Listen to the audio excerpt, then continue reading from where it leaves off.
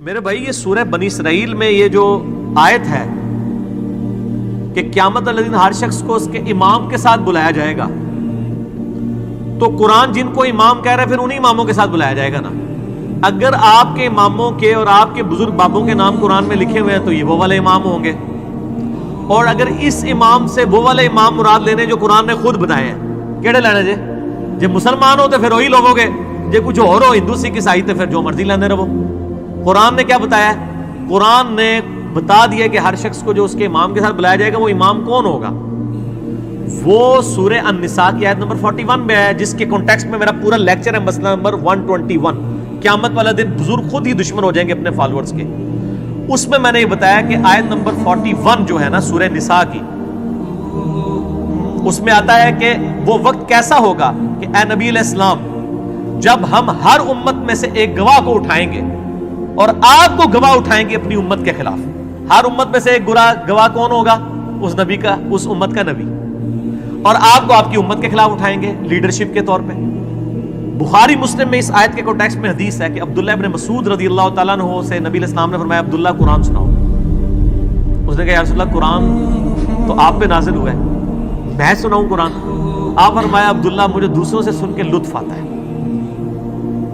تو عبداللہ ابن مسعود کہتے ہیں میں نے سورہ نساء کی تلاوت شروع کی، اور تلاوت کرتے کرتے کرتے جب میں ان آیات کے اوپر پہنچا، سورہ نساء کی آیت نمبر 41 کے اوپر، آپ ذرا امیجن کریں نا جن ہستی پہ یہ آیت نازل ہوئی ہے ان کے لیے کتنے بڑا امتحان ہے۔ امت تو کہہ رہی ہے کہ جی جو کچھ بھی ہے تیرے محبوب کی امت سے ہے، اور محبوب کو اس اعتبار سے کتنی فکر ہے امت کی کہ ان کو پتہ ہی نہیں ہے کہ میں نے تو شکایت لگانی پڑ جانی ہے۔ سورۃ الفرقان کی آیت نمبر 30 ہے، وقال الرسول یا ربی ان قوم اتخذوا ھذا القرآن مہجورا۔ نبی علیہ السلام قیامت الدن شکایت کریں گے اللہ میری قوم، میری امت نے قرآن کو پیچھے پھینک دیا تھا، اور نبی علیہ السلام کو اس بات کی خود ٹینشن تھی کہ مجھے اپنی امت کے خلاف گواہی دینی پڑے گی، لیکن امت کہتی ہے اللہ جو کچھ بھی ہے تیرے محبوب کی امت سے تکی جائے گی، پتہ چل جائے گا، پتہ نہیں چلے گا، لگ پتہ جائے گا۔ یہ آیت سورہ نساء کی آیت نمبر 41۔ اعوذ باللہ من الشیطان الرجیم۔ فَكَيْفَ إِذَا جِئْنَا مِن كُلِّ أُمَّةٍ بِشَهِيدٍ، وہ کیسا وقت ہوگا جب ہم ہر امت میں سے ایک گواہ کو، ایک امام کو کھڑا کریں گے۔ وَجِئْنَا بِكَ عَلَىٰ هَٰؤُلَاءِ شَهِيدًا، اور اے نبی علیہ السلام آپ کو گواہ کے طور پر کھڑا کریں گے ان مشرکین عرب اور آپ کے مخالفین کے خلاف۔ تو جب اس آیت میں پہنچے تو عبداللہ ابن مسعود کہتے ہیں کہ نبی علیہ السلام نے کہا بس عبداللہ بس کرو۔ تو کہتے ہیں میں نے نگاہ اٹھا کے دیکھا تو نبی علیہ السلام کی داڑھی مبارک آنسوؤں سے تر ہو چکی تھی کہ مجھے اپنی امت کے خلاف گواہی دینی پڑے گی قیامت والے دن۔ تو یہ امام یہ ہے، یہ آپ کے بنائے ہوئے امام نہیں ہے، ٹھیک ہے نا جی؟ یہ امام قرآن کی ٹرم میں تو امام، لیڈر، شہید، ٹھیک ہے جی، دائی، یہ سب ٹرمالوجیز پیغمبروں کے لیے۔ سورہ الزمر کے آخری رکوع میں پڑھ کے دیکھیں نا، جب دوزخی دوزخ میں جائیں گے نا تو فرشتوں سے پوچھے گا اور تمہارے اندر کوئی پیغمبر نہیں آیا تھا ڈر سنانے والا، کوئی رسول؟ وہ یہ نہیں پوچھیں گے کہ کوئی امام نہیں سی کہ جی تجھ تقلید کر لیندے۔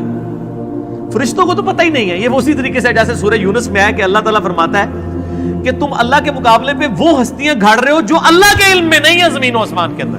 دیکھو کس لیول تک جا کے بات کی ہے۔ اللہ فرماتا ہے میرے علم میں کوئی ایسی بات نہیں ہے۔ یہ اللہ جب یہ بات کر رہا ہے تو آپ سمجھیں کہ یہ 11,000 وولٹ کا جھٹکا دیا جا رہا ہے اگلے بندے کو کہ اللہ تو بندے کو کیڑی گل پہ کر دو۔ اللہ کہہ رہا ہے میرے علم میں تو کوئی ایسی ہستی نہیں زمین و آسمان میں جس کو میں نے اپنا نائب بنایا ہو۔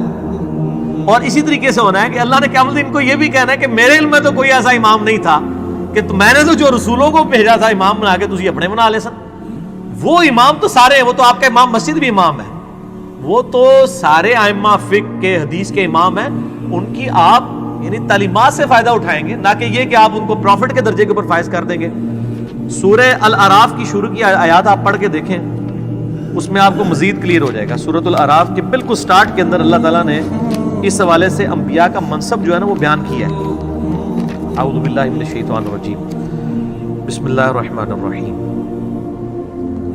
آیت نمبر 7 میں وَلَنَقُصَّنَّ عَلَيْهِمْ بِعِلْمٍ، نہیں آیت نمبر 6 فَلَنَسْأَلَنَّ الَّذِينَ أُرْسِلَ إِلَيْهِمْ، ہم ضرور پوچھیں گے ان لوگوں سے جن کی طرف ہم نے رسولوں کو بھیجا کہ بھئی رسولوں نے پیغام پہنچایا کہ نہیں۔ وَلَنَسْأَلَنَّ الْمُرْسَلِينَ، اور ہم رسولوں سے بھی پوچھیں گے بھئی تم نے پیغام میرا پہنچایا ہے کہ نہیں. رسولوں کو بھی پوچھا جائے گا کہ آپ نے کام کیا ہے کہ نہیں، اور جن کی طرف آئے ان کو بھی پوچھا جائے گا کہ ہاں بھی رسول نے پیغام پہنچایا. اسی لیے تو بخاری مسلم کی حدیث ہے نا، یوم النہر کا خطبہ، آپ علیہ السلام نے کیا کہا؟ اوہ میں نے لوگوں اللہ کا پیغام تم تک پہنچا دیا. صاحب نے کہا یا رسول اللہ پہنچا دیا. آپ نے 3 دفعہ اپنی شہادت کی انگلی آسمان کی طرف بلند کی، پھر ان کی طرف، اے اللہ گواہ رہنا، اے اللہ گواہ رہنا، اے اللہ گواہ رہنا. پھر آپ نے پھر فرمایا کہ اب یہ تمہاری ذمہ داری ہے کہ اس پیغام کو دوسرے لوگوں تک پہنچا دو. اور بس اوقات جس کو پیغام پہنچایا جاتا ہے وہ زیادہ یاد رکھنے والا ہوتا ہے بنسبت اس کے جو پہنچا رہا ہوتا ہے.